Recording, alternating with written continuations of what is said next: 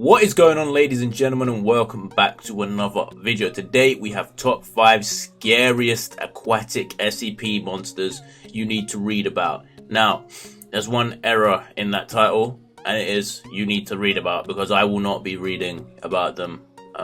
Yeah, you already know, man. Water and SCPs, just no, you just don't do that. But yeah, man, this should be very interesting. I know you guys enjoy me watching the aquatic ones. We all know why. We don't need to talk about it. This video is from top 5 scary videos, man. Be sure to show them some love. Subscribe to them if you haven't already, man. I'm just not looking forward to this to this one, man. I feel like I already know the aquatic SCPs, bro. Leviathan, what's that other dude? And Tessa Shisha, whatever the hell he's called, bro. I feel like I know quite a few already because we watched Exploring Scariest Aquatic vids, but SCPs, I'm not saying aquatic vids, aquatic SCPs. Well, yeah, man, this should be very intriguing and also very scary, man. We're gonna get into this, man. Be sure to subscribe, join my Discord, all that good stuff. Links in the description. Let's go. In one of our last videos, we discussed some of the most terrifying SCP monsters that should forever remain locked up. However, we're about to embark on an even scarier journey, the ocean. Something that is a huge fear for me, simply because I don't like the immensity of it, nor do I appreciate being submerged in any kind of water. Correct. So, as you would imagine, somebody finally understands the issues. Imagine this list is my worst nightmare. So today on Top 5 Scary Videos, this is the top 5 scariest aquatic SCP monsters you need to read about. Before we begin though, be sure to stick around until the end of the video where I'll be responding to some of your comments. And with that, let's jump in. Coming in at number 5, SCP-054-FR. 054-FR is a phenomenon occurring in some waves off the western coast, as well as some eastern coast. It is characterized by the physical fucking shark, mate.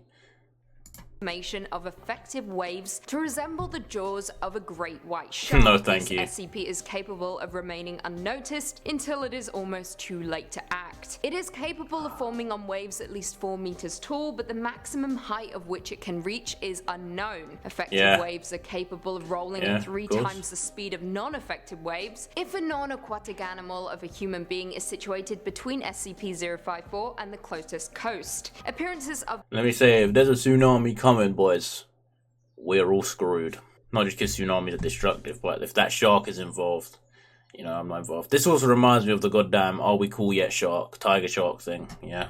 This SCP are growing considerably if the previously evoked individuals are situated at a distance of at least 250 meters from the coast, whether they are swimmers, divers, or aquatic vehicles of moderate size, with the most common victims having been surfers. Injuries caused by SCP-054 are similar to that which could be accomplished by a great white shark, but with the pressure being directly proportional to the height of the effective wave. Injuries in 68% of cases occur during the collapse of the wave over the victim. Reported injuries have been as simple as a removed limb to total disappearance of the victim. The only method of avoiding injury is to dive under the wave before impact. An exclusion zone has been established around all shorelines where an occurrence of SCP-054-FR have been observed. Only personnel with a clearance level of 3 or higher may enter the containment zones, and only for experimental purposes. Access is forbidden to any and all civilians under the pretext.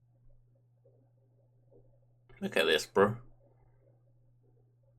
Text of conducting research on the population of marine animals. Sneaky stuff. This is why I don't go in the ocean, ever. There's something look. Coming in at number I've been in the ocean. As long as you can stand, it's all good. SCP-3389 is a man-made lake located in the northeastern United States near the town of Blank, Pennsylvania.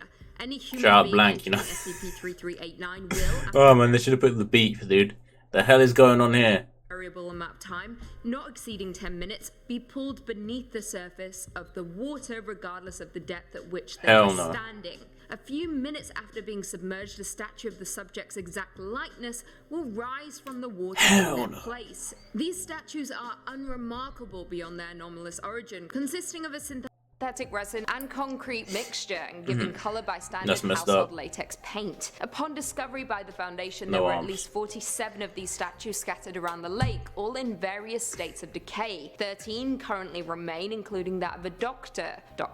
blank. It is currently unknown how many instances are present prior to containment. Speaking of containment, all building, private and public land in a 10-kilometer radius around SCP-3389 have been purchased by the Foundation and designated Provisional Site 91. All roads and pedestrian pathways leading to the SCP are to be cordoned off and maintain a patrol of armed guards. An electrified chain link fence topped with barbed wire has been erected in the immediate vicinity surrounding 3389. 8 guard towers, each occupied by no less than 2 armed Foundation personnel and equipped with security cameras, have been erected to watch over the SCP at all times. Back to the statue though, if any instances of the statue's collapse, personnel stationed in the surrounding guard towers are to terminate any emerging statues instantly. No entities emerging from the lake are to reach beyond the chain link fence. Correct. If any personnel are apprehended by an instance of SCP-3389, every attempt is to be made to terminate them before they can be pulled into the water. Coming in at number 3.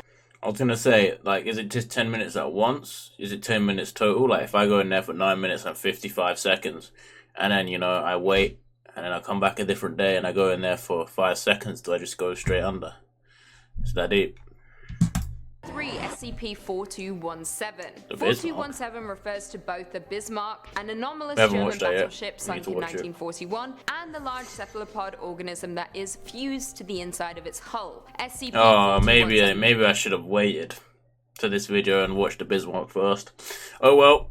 Where the road? He possesses a pair of octopoid eyes which protrude from the base of SCP-4217-A's superstructure and 12 100 to 200 meter long muscular hydrostats that extend from an opening in the stern. Now, aside from the presence of SCP-4217-B, SCP-4217-A shows no signs whatsoever of damage sustained from battle or subsequent decades submerged underwater. B seemingly operates A's systems. This includes its full armament of 8 main guns, 44 secondary guns, and 12 anti-aircraft guns. B also can operate A's propellers to reach speeds approaching 40 knots, but only while surfaced. This is way too much power for a creature to have and could be incredibly detrimental if you piss it off. While submerged, SCP-4217 achieves locomotion via ejection of water from B's body cavity. Typically, this SCP remains submerged at a depth of 500 to 1100 meters, navigating its territory. However, the SCP will periodically surface and enter a hostile state. During this period,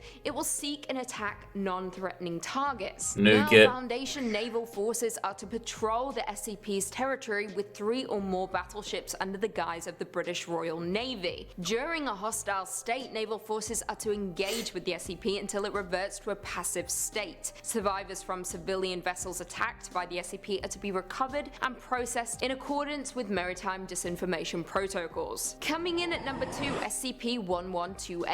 SCP-1128 is an entity that manifests as a massive aquatic predator to anyone given a full description of the being's appearance through either spoken, written descriptions, or visual depictions of the being. Persons infected by SCP-1128 will initially exhibit no abnormal behavior. I forgot about this guy, bro.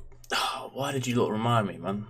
Though some cases show a general aversion to activities involving bodily immersion in water, such as bathing or swimming. Should subjects become fully immersed in water, they will disappear completely under the surface of the water, regardless of the water's actual depth. I remember this. In most cases, they will reappear moments later in a panic state and frantically try to leave the water. However, in other cases, the water will become polluted with blood and debris, confirmed to be the remains of the subject. That sucks. GG's. The subjects that reappear intact claim that they were transported to a vast ocean where they were pursued by SCP-1128. Interviews with the surviving subjects carry further contamination, as descriptions of the being's appearance trigger further infections. Yikes. Written description or imagery of the SCP's appearance or videos of the entity breaching found outside of the Foundation are to be destroyed. And Class C amnestics are to be administered to anyone exposed to such information or showing signs of the SCP's contamination. A written description of the entity's appearance is to be kept at site blank for experimental purposes only and is not to be read by anyone other than D-Class used for testing. If exposed, staff are to report immediately for administration of Class C amnestics. And finally, coming in at number 1, SCP-3000. SCP-3000 is a massive aquatic serpentine. SCP-3000. Just know. Entity strongly resembling a giant moray eel. The exact length of 3000 is impossible to determine, however it is believed to be somewhere around 600 and 900 kilometers, with the head of SCP-3000 measuring roughly 2.5 meters in diameter, and sections of the body proper being around 10 meters in diameter. Yeah, horrifying. Now 3000 is typically a sedentary creature, only moving its head in response to certain stimuli or during feeding. The majority of its body is located around the Ganges fan and rarely moves at all. SCP-3000 is carnivorous and despite its sedentary nature is capable of moving quickly to dispatch prey, aka us if we were ever to encounter it. Despite its size, it is believed I swear it doesn't need food though.